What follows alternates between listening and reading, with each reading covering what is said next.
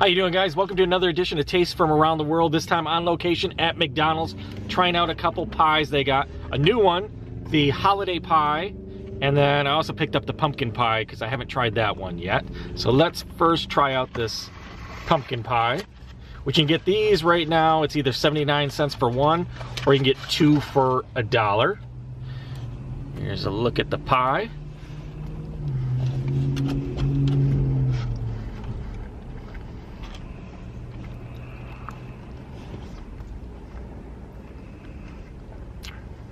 Not bad.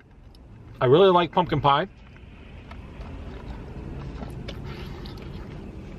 But usually when you get pies here, they're hot. I prefer my pies cold, but this one is cold, so let me know in the comments. Are these pumpkin pies always cold? Or is this McDonald's just really bad? And another question is, it took probably, nobody's in drive-thru. No line in drive-thru. There's maybe 4 of us waiting in the lobby. It took probably 15 minutes to get my pies and a 10-piece nugget. When they handed me the food, here you go, no thank you. Is the service at McDonald's going downhill these days? Is it getting slower and ruder? Or is it just this one here in this town? So this is the new holiday pie. Almost looks like a, let me see if you can see that. It's like a funfetti crust on it, and it's filled with custard.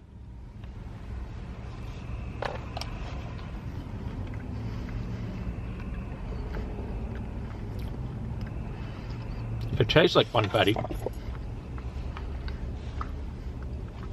Again, it's cold. My dog wants it. I don't know if this is supposed to be hot. I